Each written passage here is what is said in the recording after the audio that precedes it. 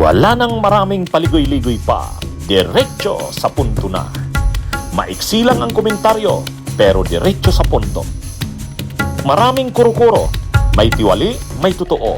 Dito, sa puntong diretso tayo. Punto, diretso. Magandang gabi, mga kabunyog, mga kababayan. Welcome po sa isa na namang episode ng ating gabi-gabing talakayan. O mga kabunyog, napanood ko yung presko na yan, yung mga DDS na yan. Yung mga leaders yan ng DDS, nag-ano sila, preskon o ano sila. Siyempre, ang nag-cover lang naman ng presko nila, yung mga vloggers din na pro-DDS. Pero natatawa ako kasi naiiyak na sila, galit na.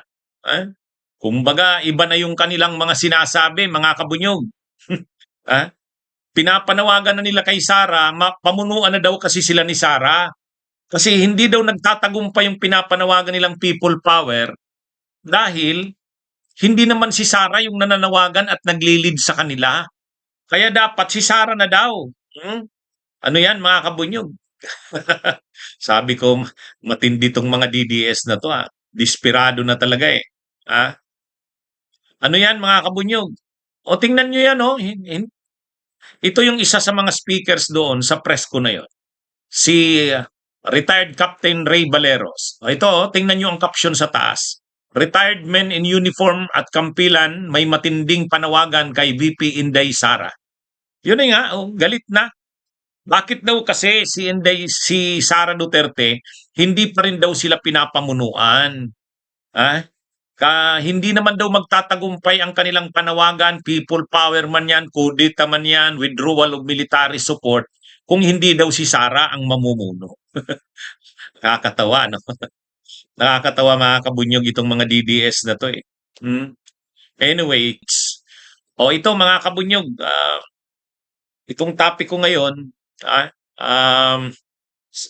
tungkol ito dito sa mga DDS na ang iba umiiyak na, ang iba lumuluhod na, ang iba humihiga na sa ang iba humihiga na sa kalsada. Ibang klase. Ayan tingnan niyo mga kabunyog. Ayan mga DDS yan. Nung rally yan noong June 12. Tingnan nyo, grabe Talagang desperate. Yung nasa kaliwa na yan, alam nyo yan, retired colonel yan. DDS yan, si Colonel Mitran. Yung talagang lumuhod na siya. Sabi niya, maawa na kayo. Mga kababayan, suportahan na ninyo kami. Yan. Kita nyo? Matindi. Matindi. Yang nasa kanan naman, yan yung babaeng umiiyak doon. Mayroon silang linagay na kabaong doon sa may Senado. Tapos sabi niya, dapat daw talaga maging presidente si Sara. Tapos si Marcos daw mag-resign na. Yun, umiiyak na siya. Umiiyak na. Matindi. Matindi ang ginagawa niyan, mga kabunyog. Kaya, sari-sari na yung mga ginagawa. Mga weirdo na Yang babae naman sa gitna, yan, nakikita nyo, nakaluhod sa gitna ng kalsada. Hindi, humigaya ng ganyan Humigaya ng ganyan. Ay, grabe.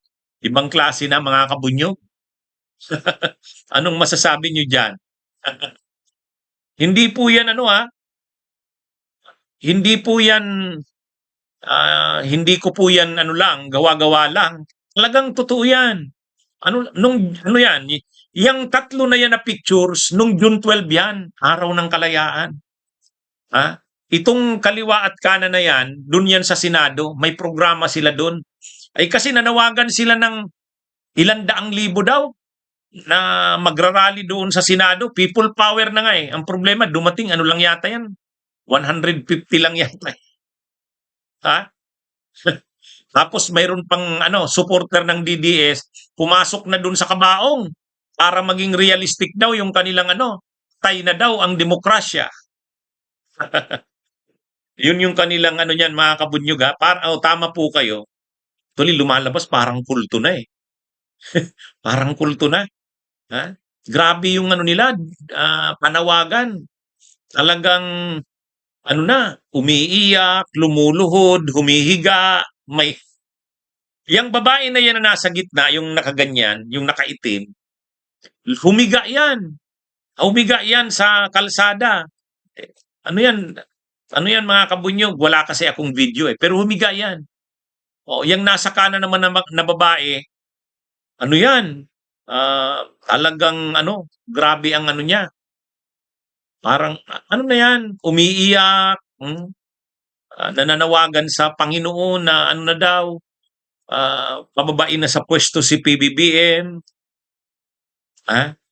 Yan yung kanilang mga ginagawa. Yan nasa kaliwa. Retired colonel yan, si Metran, lumuhod na. Nagmamakaawa na sa mga tao, samahan na daw sila. Grabe kasi yung kanilang frustrations kasi nga wala namang taong sumasama, eh. Sila-sila lang. Nakailang araw na silang rally doon sa Luneta, tapos sa Senado. Ang inaasahan nila, noong araw ng kalayaan, marami dadagsa ang tao. Sabi nga nila, pupunta daw sila Alan Cayetano, sila Marcoleta, yung mga pro-Duterteng senador, sasamahan daw sila. Ay wala namang nangyari. Walang nangyari. Kaya, grabe, nakakaawa na nakakatawa na itong mga DDS na ito. Ano na yan, ha? Ang paano nila, sabi nila, maawa na daw ang taong bayan, sumama na sa kanila. Yan yung speech niya ni retired Colonel Mitran. Kaya, grabe. Ha? Oh. Bunyog, bunyog, halikan na kasama ka.